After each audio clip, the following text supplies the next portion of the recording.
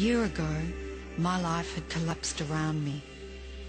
I'd worked myself into exhaustion. My father died suddenly, and my relationships were in turmoil.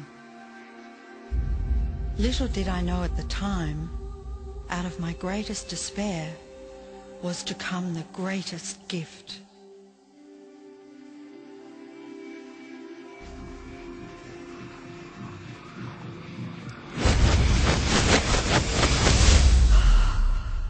I'd been given a glimpse of a great secret.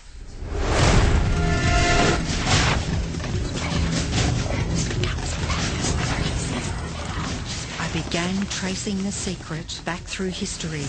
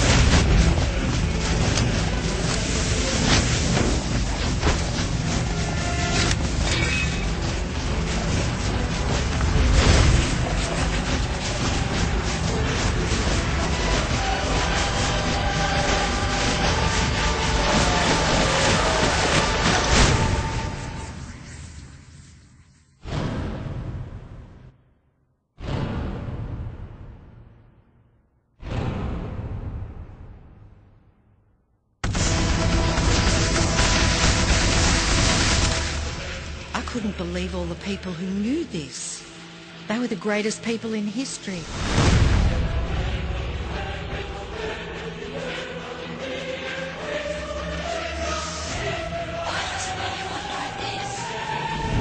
All I wanted to do was share the secret with the world.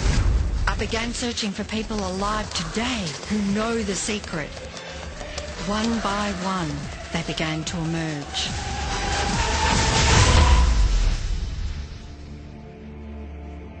You know, this secret gives you everything you want. Happiness, health, and wealth. You can have, do, or be anything you want. We can have whatever it is that we choose. I don't care how big it is.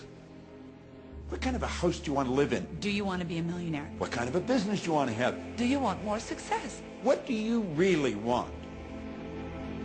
I've seen many miracles take place in people's lives. Financial miracles, miracles of physical healing, mental healing, healing in relationships. All of this happened because of knowing how to apply the secret. This is the great secret of life.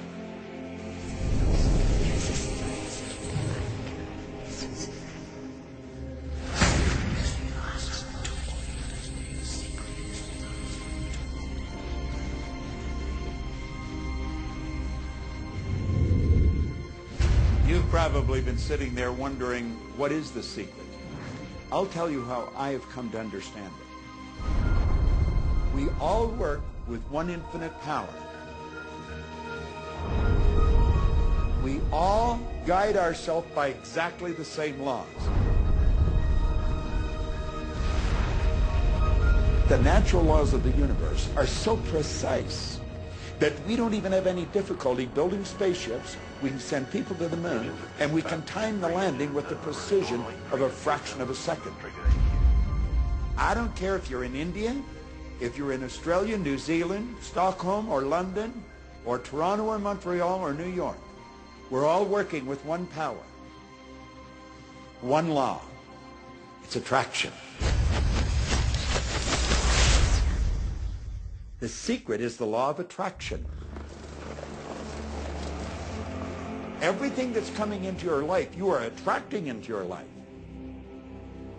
And it's attracted to you by virtue of the images you're holding in your mind. It's what you're thinking. You see, whatever is going on in your mind, you are attracting to you. Now, wise people have always known that. You can go right back to the ancient Babylonians. They've always known this. It's a small, select group of people. Why do you think that 1% of the population earns around 96% of all the money that's being earned? Do you think that's an accident? It's no accident. It's designed that way. They understand something. They understand. The simplest way for me to look at the law of attraction is if I think of myself as a magnet, and I know that a magnet will attract to it. Very basically put, the law of attraction says that like attracts like, but we're really talking at a level of thought. Our job as humans is to hold on to the thoughts of what we want, make it absolute clear in our minds what we want, and from that we start to invoke one of the greatest laws in the universe, and that's the law of attraction. You become what you think about most, but you also attract what you think about most. If you see it in here, you're going to hold it here. And that principle can be summed up in 3 simple words. Thoughts become things. What most people don't understand is a thought has a frequency. Every thought has a frequency. We can measure a thought.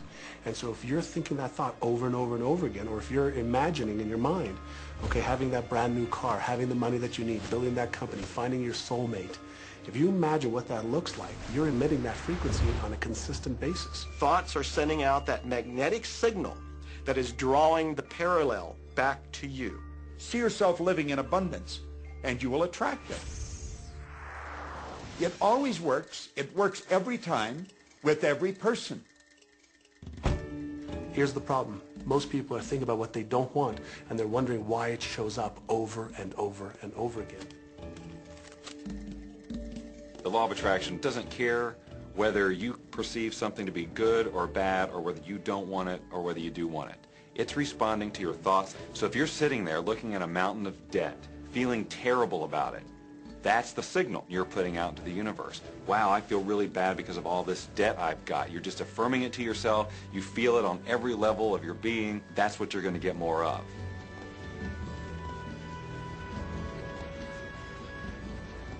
So when you're looking at that thing you want and you're saying yes to it, you're activating a thought. And the law of attraction is responding to that thought and bringing you things that match that. But when you are looking at something that you do not want and you shout no at it, you are actually not pushing it away. Instead, you are activating the very thought of what you do not want, and now law of attraction is lining those things up for you also. This is a universe that is based upon attraction. Everything is about attraction. The law of attraction is always working, whether you believe it or understand it or not. It's always working. You might be thinking about the past or the present or the future, but whether you're remembering or observing or imagining, still in that process you are activating thought, and law of attraction, which is the most powerful law in the universe, is responding to your thought. Creation is always happening. Every time an individual has a thought or a prolonged, chronic way of thinking, they're in the creation process. Something is going to manifest out of those thoughts. Law of attraction says, we'll give you whatever it is you say and focus on. And so if you're complaining about how bad it is, what you're creating is more of how bad it is. Oh, look! I found that!